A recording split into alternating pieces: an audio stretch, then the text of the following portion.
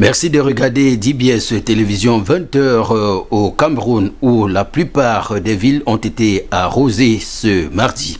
Le sommaire de cette édition. Négociations pour un cessez-le-feu dans les régions du nord-ouest et du sud-ouest. Le gouvernement nie en bloc l'évidence à travers un communiqué rendu public hier. Le ministre de la Communication a démenti la rencontre d'un volier à Yaoundé. L'information diffusée n'est pas conforme à la réalité, a déclaré le MINCOM.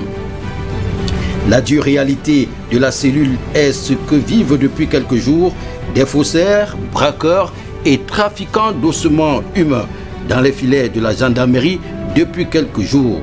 Ces ont été présentés ce mardi à la presse.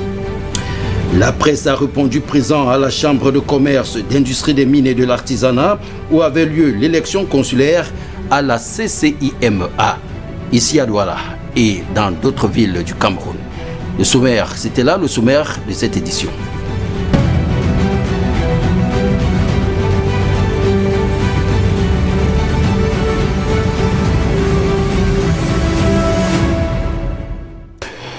Mesdames, Messieurs, bonsoir. Le corridor Douala-Bangui n'est plus compétitif et c'est bien dommage. La faute aux mauvaises pratiques, des pratiques non conventionnelles qui entravent le transport des marchandises en transit sur cet axe routier.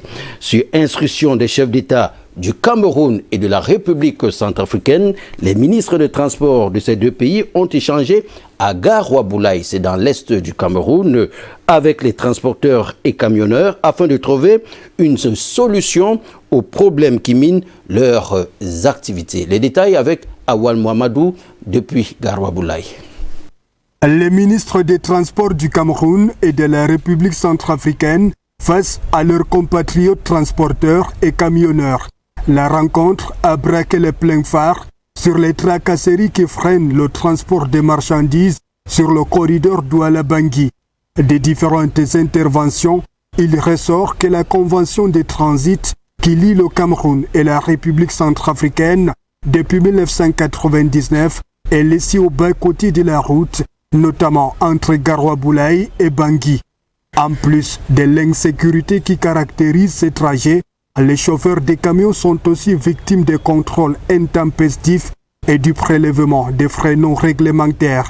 À cela s'ajoute le refus des résultats des tests Covid-19 réalisés au Cameroun qui a failli récemment causer un mouvement de grève.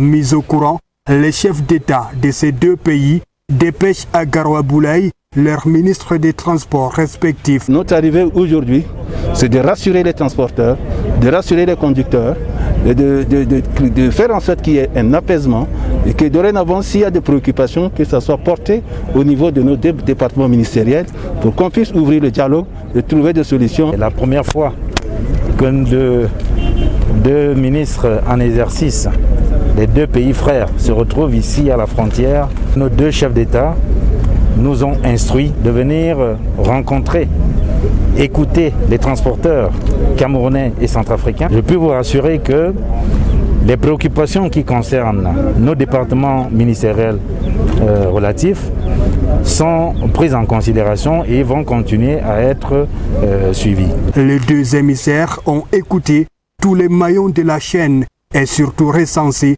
les entraves à leurs activités. Les deux membres du gouvernement ont désigné leurs mandataires, c'est-à-dire les gestionnaires des conventions signées entre les deux États, notamment le bureau d'affectement routier centrafricain, le BARC, et le bureau de gestion du fret terrestre, le BGFT, pour très rapidement, ils nous ont donné un délai d'1 mois pour convoquer la commission technique mixte permanente qui doit se tenir ici même à Garoua-Boulaye et résoudre l'ensemble des difficultés qui ont été soulevées sur le terrain. Les différentes parties ont pu harmoniser leur point de vue quant aux actions à mener pour permettre à ces corridors d'intégration et de développement de la CEMAC de retrouver sa fluidité. Parlons de toute autre chose à présent. Face à l'insécurité grandissante dans les villes du Cameroun, la gendarmerie nationale redouble de vigilance et fait de son mieux pour mettre hors d'état de nuire des individus spécialisés dans de faux documents, braquage et vol à main armée, ainsi que ceux exerçant dans le trafic des ossements humains. Ces ont été présentés à la presse ce mardi. C'est le cas de ces faussaires que vous voyez sur ces images qui, depuis 2 ans, se sont spécialisés dans la criminalité économique. Détenteurs de faux documents administratifs, entre autres, ils ont été présentés à la 2e région de gendarmerie. Le colonel Amougou Jamari appelle les usagers à être plus attentifs que jamais. Ces faussaires dépouillent leurs victimes avec de faux documents. Le colonel Amougou Jamari est au micro de Thierry Selané. Bon, d'abord, votre invitation ici, c'est surtout pour la sensibilisation des personnes, des commerçants surtout, qui ont été victimes depuis belle lurette par des inconscients, parce que je les appellerai des inconscients. Et en toute honnêteté, c'est des criminels économiques. Si vous êtes ici, c'est pour la sensibilisation de ces gens-là. Ils ont les faux certificats médicaux. Ils délivrent les reçus de la communauté urbaine, alors que tout a déjà changé. La dénomination de la communauté urbaine n'existe plus. Donc les commerçants sachent qu'il n'y a plus de communauté urbaine. Ils délivrent, en outre de ça, ils utilisent les sceaux de l'État. Autre action de la gendarmerie nationale, c'est celle menée par la compagnie de gendarmerie de Ndokbong, c'est ici à Douala, qui a mis la main sur un réseau de trafic d'organes humains. Il faut dire que les enterrements hâtifs de décédés de Covid-19 ont vraiment favorisé cette activité. Heureusement, la gendarmerie veille au grand. Tout un réseau vient d'être démantelé, comme le confirme ici le commandant de la compagnie de gendarmerie de Ndokbong, Modeste Ndassi, au micro de Thierry Selané. Dans la nuit du 4 au 5 juillet 2020, pendant nos patrouilles nocturnes et sur renseignement, nous avons interpellé un groupe de 04 présumés trafiquants d'ossements humains au niveau de Ndokbong. Et ces trafiquants sont tellement bien organisés au point où chacun joue un grand rôle dans leur trafic. Le chef de gang, le nommé Bouba, il est chargé de ramener la marchandise du nord-ouest pour la ville de Douala. Et Youssoufa, quant à lui, était chargé de garder leur soi-disant marchandise qui constituait le squelette complet d'un adulte du crâne jusqu'aux orteils. Lui également réside à Bonabéry. Et les 2 autres étaient chargés de trouver les clients. Donc c'est pendant leur quête de clients que nous avons pu avoir le renseignement et on a pu mettre main sur eux. Preuve que nos forces de l'ordre et même de défense travaillent activement sur le terrain pour assurer notre sécurité à tous. Toujours la gendarmerie de Ndokbong qui vient de mettre la main sur un braqueur patenté, détenteur de plusieurs armes à feu et munitions. Confirmation avec le commandant Modeste Ndassi. Poursuivant nos missions de protection des personnes et des biens, ce même week-end, nous avons eu à interpeller au niveau de Bounamoussadi aux environs de 23 heures, interpeller un présumé braqueur activement recherché dans toute la ville de Douala. Il est spécialiste de braquage dans des domiciles, des personnes, des hauts fonctionnaires de la République et des opérateurs économiques. Au moment où on l'interpellait, il préparait un nouveau coup et avait en sa possession 2 pistolets de défense de marque Valtro, modèle AP et de marque Karl Walker. plus 42 munitions, 3 boîtes chargeurs et 8 anneaux d'attache. Et après la perquisition de son domicile, on a pu également trouver 23 munitions. Consommation de l'électricité au Cameroun. Les Camerounais dénoncent la surfacturation constatée ces dernières années. Le Conseil national de la consommation a tenu une réunion hier lundi du côté de Yaoundé, rencontre à laquelle étaient conviés l'entreprise en charge de la production et de la distribution du courant électrique, EDEO, et le régulateur Arcel. Malheureusement, aucune de ces entités n'a répondu favorablement à l'invitation, à la grande désolation, bien évidemment, du Conseil national de la consommation. Écoutons à ce sujet le président du Conseil national de la consommation, Francis Eyala, au micro de Judith Ndongo. EDEO de plus en plus donne des factures exorbitantes aux consommateurs, ce qui est inadmissible. Les consommateurs cela comme un besoin de les pousser à bout. Nous avons 2 problèmes majeurs. Le premier, c'est celui des factures estimatives qui sont non conformes à la réglementation en vigueur. Ça, il faut le dire. Des consommations estimatives. Le deuxième élément, c'est celui, n'est-ce pas, des compteurs ne respectant pas les normes en vigueur. C'est-à-dire que les compteurs qui ne sont pas calibrés de la meilleure des façons. Il était donc important d'adresser ces problèmes et avec le régulateur et l'entreprise et les autres parties prenantes et les 35 associations de consommateurs venues pour cela, trouver un moyen de effectivement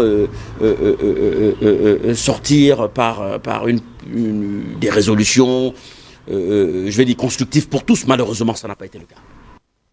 Le 3 juillet dernier, le leader de l'État fantôme d'Ambazonie, Sissoko Julius Ayoktabe, incarcéré à la prison centrale de Yaoundé-Kondengui, a annoncé publiquement l'amorce du dialogue entre d'un côté une délégation du gouvernement et les séparatistes pour un cessez-le-feu dans les régions en crise que sont le nord-ouest et le sud-ouest. L'information largement partagée sur les réseaux sociaux a été démentie hier lundi par le ministre de la Communication du Cameroun. En fait, que l'information n'est pas conforme à la réalité, selon le ministre de la Communication.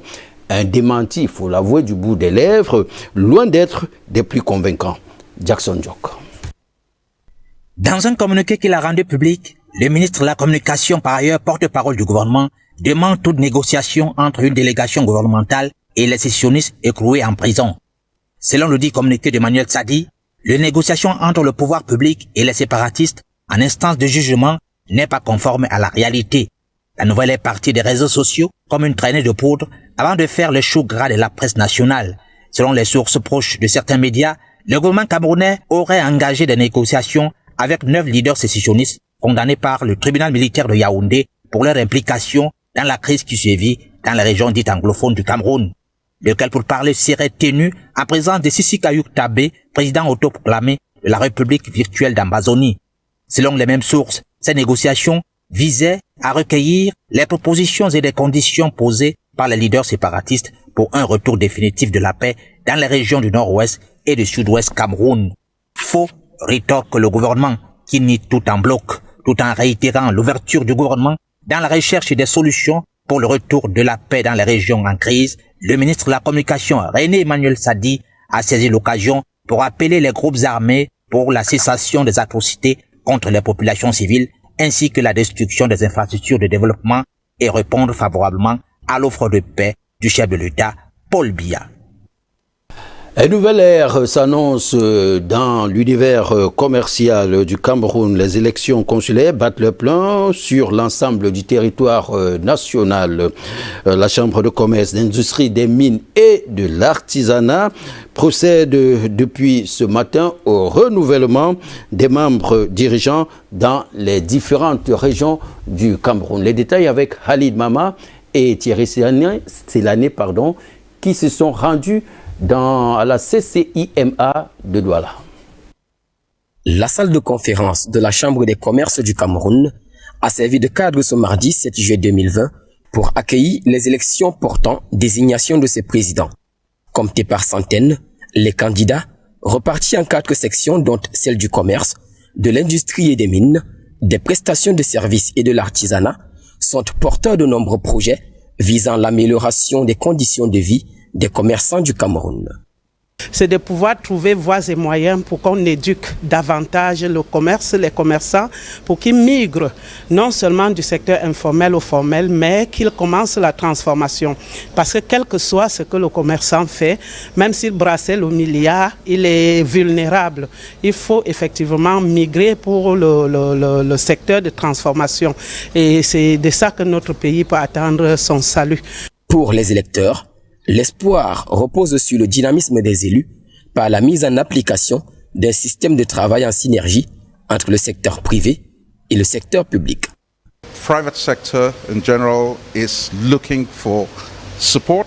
Nous avons un soutien, pas seulement pour le secteur privé, mais aussi pour que nos représentants puissent porter nos problèmes vers les autorités.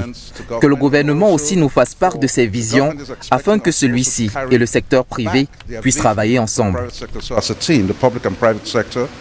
À la suite de cet exercice de vote, le regard migre d'ores et déjà vers le temps.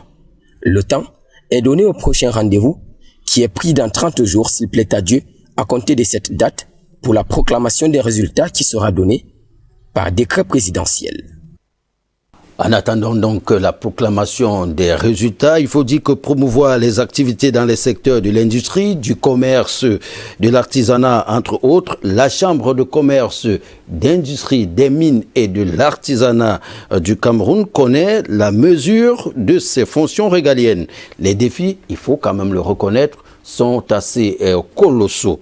C'est le cas dans le secteur de l'artisanat où la CCIMA est très attendue. Colin Bekatal, Thierry Selané. C'est le 21 juillet 1921 que la Chambre de commerce, d'industrie, des mines et de l'artisanat du Cameroun voit le jour. Cet organisme est un régulateur entre le milieu d'affaires privé d'une part et les pouvoirs publics d'autre part en ce qui concerne des consultations et des représentations dans la sphère économique. Elle se revendique la charge de promoteur des entreprises industrielles et commerciales, un pan qui, bien que pris en compte par la CCIMA, requiert des réajustements, notamment dans un contexte où les PME subissent d'ombrage des grandes industries. Les grandes entreprises de commerce viennent alors que nous ne sommes pas suffisamment préparés pour faire face à ça. Je crois qu'à l'intérieur de la Chambre de commerce, je ferai ma part pour que nous essayions de voir quelles sont les limites, qu'est-ce qu'on peut mettre comme borne dans cette concurrence déloyale pour faire subsister le seul amortisseur social que nous avons encore au pays, qui est le commerce. C'est tout comme dans l'artisanat où au mieux ce n'est pas toujours du satisfecit total. On a beaucoup de problèmes concernant notre objet d'art. Non seulement pas de touristes, et les peu de gens qui arrivent au pays, ils achètent, leurs pièces sont retenues à l'aéroport. On a fait des démarches, que ce soit ici, à Yaoundé. Rien jusqu'à aujourd'hui, rien ne marche. Et voilà Corona qui est venu s'ajouter dessus. Là, je vous dis, c'est la catastrophe. Donc la Chambre du commerce a beaucoup à faire. Elle nous doit beaucoup. Et où, au pire, les actions de l'organe sont ignorées par un nombre important de ses acteurs. Nous ne connaissons même pas quel est le travail que les gens de Chambre de commerce font. Nous avons déjà voté une première fois ici. Ça, c'est la deuxième fois. Parce que tout à l'heure, je viens de voter. Mais sauf que ceux qu'on vote, on ne les a même jamais vus. Pas de campagne, pas de proposition, rien. Bon, c'est dit qu'ils sont loin, très loin de nous apporter quelque chose que ce soit. Comme dans ces secteurs, ceux de l'industrie et des prestations de services pourraient eux aussi signifier les manquements de la Chambre de commerce. Il n'en demeure pourtant pas vrai que le constat tient de la profonde volonté de la dite Chambre quant à s'acquitter de ses missions régaliennes par l'entremise du traitement et de la diffusion des informations, de la formation professionnelle et des conseils, d'échanges internationaux, de l'appui et de la création des entreprises, entre autres. De sa genèse à cette date, la Chambre de commerce, d'industrie, des mines et de l'artisanat du Cameroun aura connu à sa présidence une vingtaine d'hommes, dont M. Saleh, le tout premier de 1921 à 1926, et le dernier, Christophe Ekin, en attendant le dénouement de l'échéance électorale tenue le 7 juillet 2020 dans l'ensemble du triangle national. Restons dans le chapitre consacré aux élections pour dire que l'élection de la représentation régionale extrême nord de l'association communes et villes unies du Cameroun s'est récemment tenue du côté de Maroua. C'est dans le chef-lieu de la région de l'extrême nord. Sa Majesté Boubacar Tikre, maire de Tokombéré, a été élu président à l'issue de cette élection. El Jirim Alim Abdul. 48 prétendants, un président. Le poste a trouvé preneur ce lundi 6 juillet 2020. C'était jour d'élection au cercle municipal de la communauté urbaine de Maroua. À pourvoir, la présidence régionale extrême nord des communes et villes unies du Cameroun, CVUC. Un jeu de chaises qui a porté en triomphe Sa Majesté Boubacar Tikre, maire de Tokombéré. L'ensemble des partis politiques représentés dans la région, soit 3, a eu voix au chapitre. Celle du FNNC en particulier, plus sentencieuse que les autres. Vraiment, il y a un consensus, que ce consensus pour tout le monde, où nous passons aux élections bureau, poste par poste, clair et net. Dans le cas contraire, comme je vous ai dit, je claque à la porte du soir et vous faites ce qu'il faut faire. Consensus a été trouvé et l'élu adoubé. Une révolution pacifique qui passe le témoin à la jeune génération. Ce fauteuil-là, occupé depuis 15 ans par le patriarche Abba Boukar, de l'expérience qui reste tout de même au service du dynamisme. Et rendre un vibrant hommage à notre patriarche Abba Boukar qui, depuis l'ère de temps, a occupé ce poste du président régional pour la région de l'extrême nord. Ce patriarche a bien voulu céder la place, n'est-ce pas, à la jeunesse, tout en restant toujours à nos côtés. Du sang neuf donc, qui épouse une politique de rajeunissement et d'implication plus effective des jeunes dans la gestion des affaires de la cité. À cet effet, l'esprit du nouveau leader est déjà à l'unification. Nous devons rassembler, nous devons nous unir, nous devons ensemble faire avancer notre région pour que la voix de la région de l'extrême nord puisse être entendue sur l'ensemble. Passer les félicitations, ce sera place au travail, car c'est au défi du développement des communes qu'on jugera le maire. Un nouveau mécanisme de rémunération et de paiement basé sur la performance de certains acteurs du système de passation de marchés publics au Cameroun en cours d'approbation. C'est à la faveur d'un séminaire qui se tient depuis ce matin du côté de Yaoundé. Judine Dongo, Anissonana. Renforcer le système des marchés publics en contribuant à la motivation des acteurs en vue d'obtenir une meilleure performance. Cet objectif se veut atteint à travers la mise en application des recommandations à l'issue du séminaire d'appropriation du nouveau mécanisme de rémunération et de paiement basé sur la performance. Ouverte par le ministre des Marchés publics, Ibrahim Talbamala, cette rencontre se tient au moment où le domaine de la commande publique est en perpétuel mouvement. Il s'agira désormais d'assurer l'efficacité et l'efficience dans le déroulement du système de passation des marchés publics, mais également la maîtrise de la dépense relativement aux services. Il était temps qu'on puisse gérer ces questions afin que nous puissions rencontrer à la fois l'objectif de la mise à disposition des biens et services et surtout des investissements à la disposition de nos populations et en temps réel. Le gain dans cette nouvelle vision est considérable. Ce qui va changer, c'est gagner du temps, mais aussi avoir également un paiement en temps réel et à s'assurer que ceux qui ont travaillé ont la juste rémunération de leur. Ce n'est plus au nombre de dossiers traités, mais c'est à la performance et à la qualité que nous allons apprécier cette performance.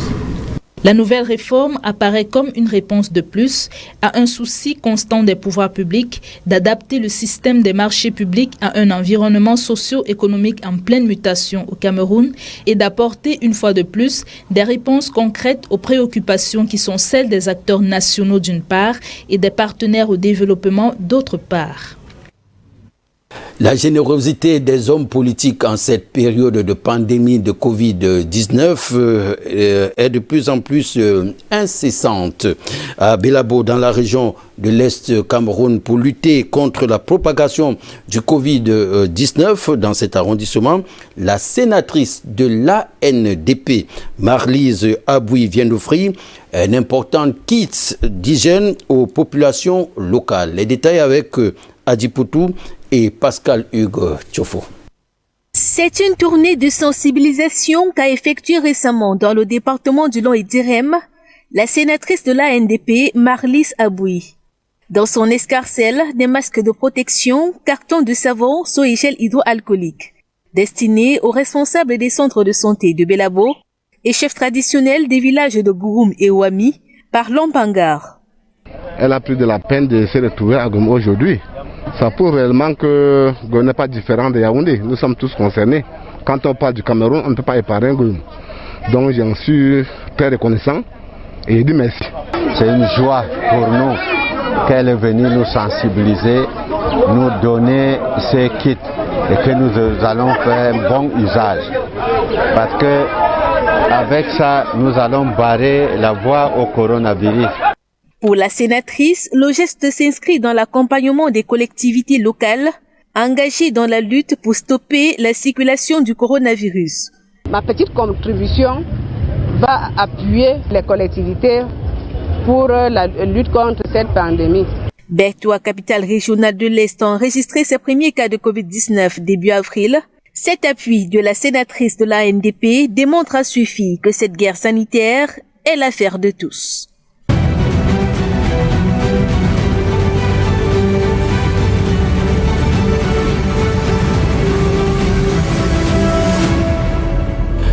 Dans l'objectif ce soir, nous vous amenons à Rupsiki, une localité située dans la région de l'extrême nord du Cameroun, département du Mayo-Tchanaga, dans la chaîne des montagnes du Mont Mandara, à 55 km de Mokolo.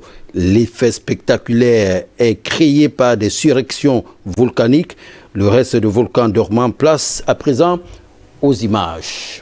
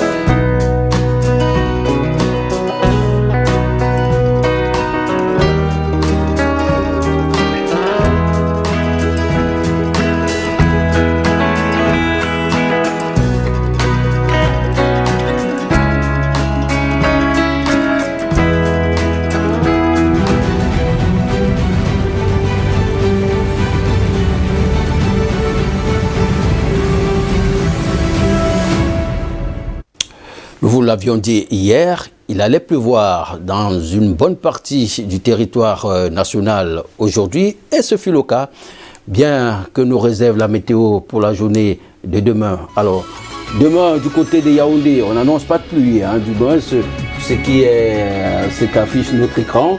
À Yaoundé, donc, journée 27 degrés, le soir 20 degrés. On annonce un petit soleil, mais le ciel sera couvert du côté de Yaoundé. Ici à Douala, Yaoundé c'est dans la région du centre. Douala dans la région du littoral, on aura un peu de soleil, le ciel sera couvert, mais les pluies sont annoncées, il fera tout de même 30 degrés et le soir 24 degrés dans le littoral. À Bafoussam dans la région de l'ouest, également un léger soleil, mais les pluies sont annoncées, ciel couvert, journée 24 degrés, le soir très froid, 16 degrés du côté de Bafoussam. À Boya, également, on a des pluies annoncées, un ciel assez dégagé, mais dans le sud-ouest, il faudrait s'attendre à une journée à 22 degrés et le soir, 18 degrés du côté de Boya, dans la région du sud-ouest. À Maroua, là-bas, on annonce un ciel couvert également, journée 29 degrés, très bon temps pour une zone sahélienne, soit 22 degrés. Et à Maroua, donc, le ciel sera vraiment couvert, mais on ne s'attendrait pas de pluie. À Bertoua, dans la région de l'Est, ciel également couvert, journée 28 degrés, le soir 20 degrés. À Bamenda, dans la région du nord-ouest, vous voyez bien, les pluies sont annoncées, le ciel couvert, la journée 24 degrés, le soir, il va vraiment faire frisquet, 17 degrés, il va falloir se couvrir. Et Bolova, pas de soleil demain, ciel complètement couvert, tout de même 28 degrés, soir 20 degrés demain dans la région du sud. En Ngaoundéré, pas de pluie annoncée, des orages cependant. La journée 28 degrés, le soir 19 degrés, mais la matinée pourrait être assez fraîche du côté de Ngaoundéré. Et enfin, à Garoua, la journée 31 degrés, le ciel couvert, on annonce même des orages. Le soir, le mercure, lui, va chuter à 24 degrés. C'est avec toutes ces prévisions météorologiques que nous vous quittons. Prochain rendez-vous avec l'information, c'est demain, ici même à 20h. Mais avant, toute la journée de demain, vous serez servi en information. À demain, 20h.